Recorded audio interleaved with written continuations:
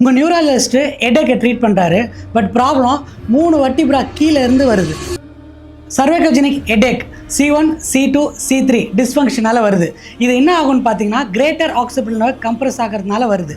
Temples, அதாவது உங்கள் பொட்டு வைக்கிற இடம், ஃபோர்ஹெட்னு சொல்லுவாங்க, உங்கள் நெத்தி போட்டு எல்லாம், இது எல்லாம் என்ன ஆகும்னு பார்த்தீங்கன்னா இந்த நர்வ் கம்ப்ரஸ் ஆகிறதுனால இந்த பெயின் அப்படியே இங்கே ரேடியேட் ஆகி வருது. மைக்ரைன் மெடிகேஷன் ட்ரை பண்ணியிருப்பீங்க, வேலையே செஞ்சுருக்காது. ஏன்னா இது மைக்ரைன் ப்ராப்ளமே இல்லையே, இது மெக்கானிக்கல் நர்வ் கம்ப்ரெஷன். இதுதான் எம்ஆர்ஐயில் கிளியராக காட்டி கொடுத்துருமே. D9 தெரப்பியில் உங்கள் ஹெட்டேக்கை நெக் மூமெண்ட்டை வச்சு ரீக்ரியேட் பண்ணுவோம். இதுக்கு பேர் சர்வைக்கோஜெனிக் டெஸ்ட்டு. நெக்ஸ்ட் என்னன்னா C1, C2 manual therapy, suboccipital release, nerve mobilisation technique, இது எல்லாத்தையும் இதில் செய்வோம். டீப் நெக் ஃப்ளெக்ஸாக ஸ்ட்ரென்தனிங் பண்ணும்போது அப்பர் சர்வைக்கல் ஸ்டெபிலைஸ் ஆயிரும். 83% ரெசல்யூஷன் 6 to 8 வீக்ஸ்லேயே கிடைச்சிரும். இது இன்டர்நேஷனல் ஜேர்னலில் பப்ளிஷ் ஆயிருக்கு. மெடிகேஷனில் உங்கள் ஹெட்டேக் வேலை செய்யலை அப்படின்னா இது பியூராக நெக் ப்ராப்ளமாக தான் இருக்கணும். இந்த ரீல்லே உங்களுக்கு இது கிளியராக புரிஞ்சிருக்குன்னு நான் நம்புகிறேன்.